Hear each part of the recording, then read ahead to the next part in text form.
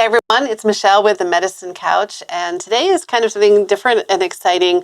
I am actually going to be taking the brand new PANRE-LA test, and I'm going to take you along with me. I'm going to show you how you access the test, what you see once you open the test, what kind of information they give us before we open a question, how we bank questions. I'm also going to show you how I went about searching for answers and what resources I used. Now, a little disclaimer, obviously NCCPA's policy is that you cannot share any of the actual test information. Now, if you're new to this channel or if you don't know, I've already made 2 other videos about the PANRE-LA. So if those sound interesting to you and you want to learn more about the test, then the links to those videos will be at the end of this video, and then they'll also be down below in the description box. Okay, before I actually open the test, I just kind of want to talk about setup and how to get yourself organized and ready for it. First of all, I suggest you use 2 screens. For me, that's having my laptop set up, and then I have a separate monitor attached to the laptop. But you can be using a computer, your laptop, and a tablet or a phone, whatever you want to do, but I suggest having 2 screens. Now, there's a couple reasons why I suggest you do it this way and have separate screens. Obviously, if you only have one computer or one screen, you can open the test and have different tabs open where you do your searching. My fear is that I would close a tab and accidentally close the test. Not a huge deal, but if you have the question open and you haven't selected anything and you accidentally close the tab, then you're going to get that question wrong. The other reason I think it's great to have 2 screens and keep them separate for searching and then for the test is that when you're doing the searching, you only have 5 minutes, but if you can have the question pulled up and then be looking in your search resources and reference the question easily to see what you need to search for, that's going to make things a lot faster. So what do I have pulled up now on my computers? I have the NCCPA website pulled up, ready to log into that. And then on where I'm going to be doing the search, I have a Google search page already open. And then I am using the SmartyPANCE search features. SmartyPANCE is a CME company that is started by a PA, and they have very affordable options for studying for the PANCE, the PANRE, and the PANRE-LA. And they have the PANRE-LA blueprint in their database, and it's searchable. So you can search any part of the blueprint, and they've set it up where you can search lots of different ways, and it'll take you right to the pearls and the things that you need to know. So I think that that's going to be pretty helpful. We'll see. I'll give you my impressions of it at the end of the video. So that is how I am set up to start the test. Now we're going to see what happens. Okay, so I'm here at the NCCPA website. I'm going to sign in.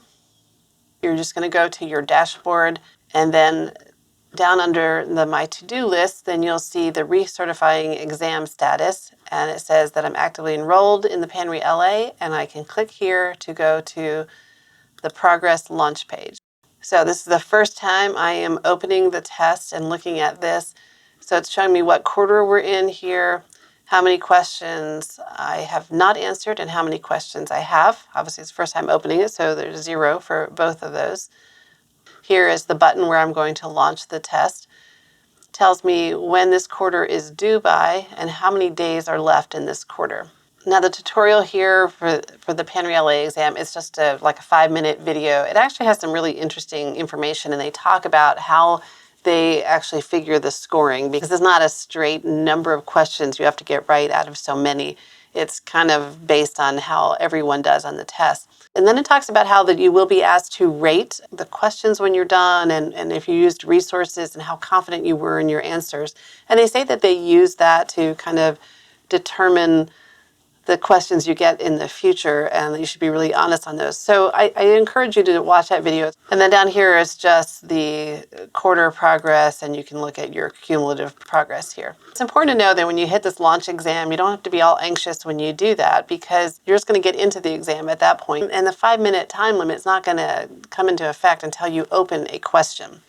So let's go ahead and hit the launch exam and see what comes up here. So this is just the agreement, basically certifying that you're working independently, you're not going to receive assistance from others who are taking the test or have taken it, and then, like I said, not able to share the questions, answers, and the rationales with people. And then the threat at the end that if you do that stuff, you could lose your certification. Okay, so it comes up and it shows you the very first question. It tells you it's coming from the renal system. So right then you can decide, what do I know about the renal system? Is this an area that scares me? And if you're using the SmartyPANCE interactive blueprint, you can go ahead and scroll through to the renal section of the blueprint. So I'd go ahead and get that kind of teed up and ready to go. But say that you got to this content area and it was, like infectious disease, and you are just so nervous about infectious disease and feel like that's one of your really weak areas. If you wanted to, you could store this question. So you click down here, this blue button, store question. That means that you can kind of put this question on hold so you can go do some studying or whatever and come back and take this question later.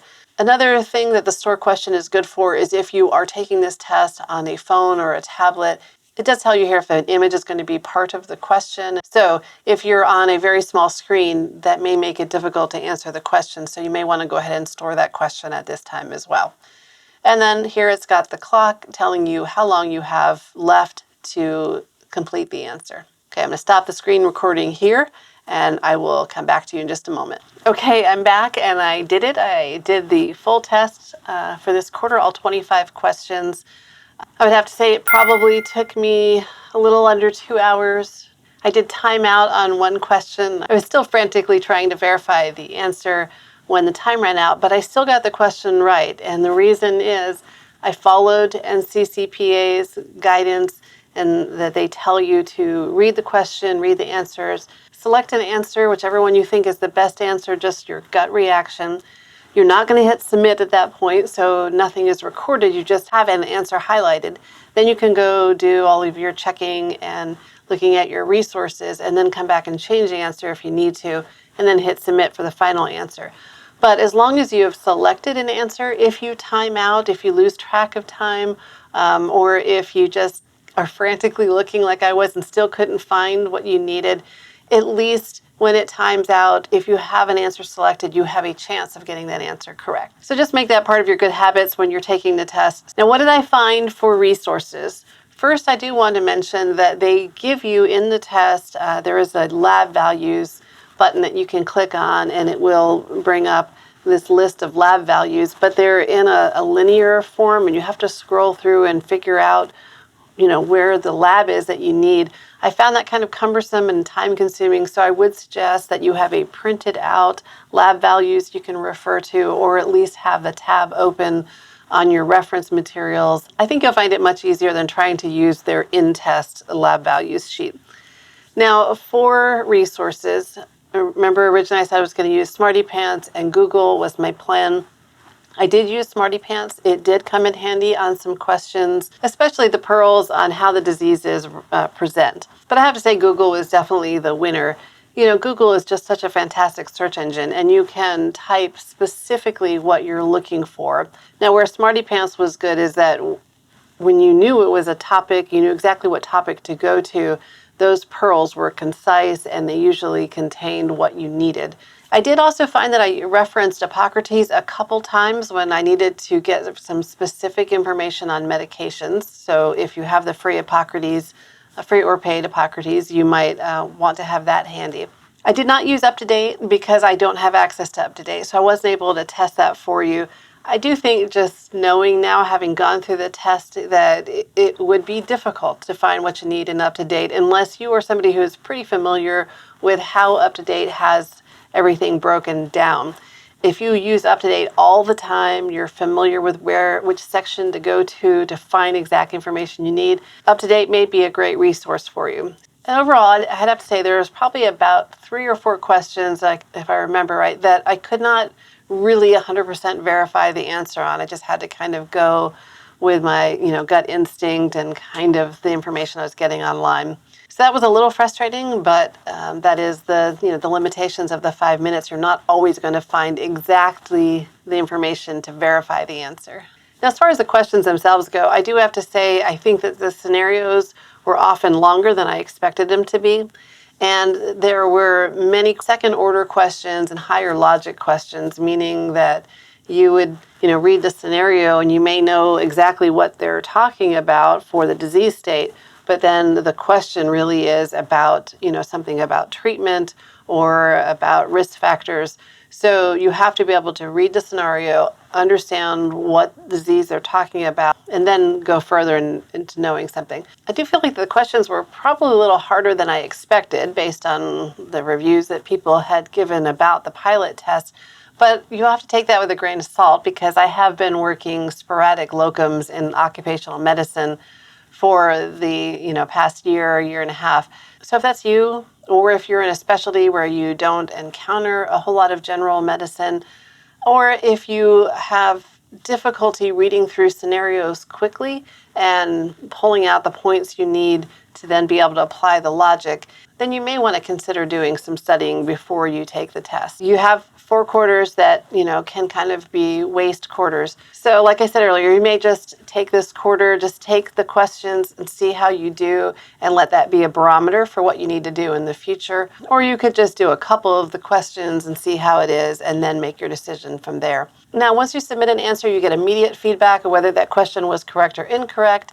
And they do give you some reasoning of why. I thought the reasoning was a little disappointing. There were things I felt like they could explain a little bit better, but you do get that snapshot and some indication of why the answer was the right answer. When you're done with the test, you can go to your exam dashboard in NCCPA, and it's a nice dashboard. It'll tell you how many questions you missed, how many questions you got right, how many questions are still outstanding, and how many questions you may have stored to go back to later. And at the bottom, it'll have each question broken out by the blueprint section that it comes from. So you can easily see what blueprint areas you missed questions in. So that can help you kind of focus any studying you might want to do in the future. Now, of course, it doesn't give you an overall score, or if you passed or failed that quarter. Like I said earlier, they can't determine that until the quarter is over and everyone has taken the test for that quarter. And then it's my understanding that we'll get an email telling us how we did. So overall, do I like this test or not? You'll have to ask me this question again at the end of the 2 or 3 years to see if I'm totally fed up with having to keep up with something every quarter. Right now, it seems pretty easy. It is a much more relaxed way to take a test, because the only time crunch you're under is when you actually open the question. Then you've got that 5 minutes. But once you answer the question and close it, then there's no time pressures. You can, reflect on that question you just answered and kind of do a little bit more studying about that question if you want to solidify it in your memory. You can kind of just relax, get up and do some stretching. You can go let the dog out. You can have a sip of wine, whatever you want to do, or even just leave the test completely and come back to it later. It's not like when you're at a testing center and you're taking the PANCE or the PANRE and there's one question after another, just they keep coming and you can't stop them. It's not like that at all. It's much more relaxed and you have much more control. So I do love that aspect about the test. Like many PAs, I hate the fact that we have to take a high-stake recertification exam at all. We are the only providers that have to do that. That is something I know that a lot of PAs feel strongly about, and I kind of agree. I don't like the fact that it's high stakes. It just puts a lot of pressure on people, and I think there's nothing that validates the use of it. Just my opinion. Let me know what you think down below in the comment section. So if you want to check out SmartyPANCE, there will be a link to that resource down below in the description box. There's also a 10% off discount coupon that you can use to save a little bit of money. And I'll also have links to other resources down there that you can check out as well. And if you've taken the test, go ahead and leave your experiences down below. Let people know what you thought about it. Don't forget, if you were curious to see those other videos about the PANRE-LA, I'll have links to those videos here or again down the description box. Well, thanks for joining me today. Take care, stay sane, and I'll see you next time on the Medicine Couch. Bye.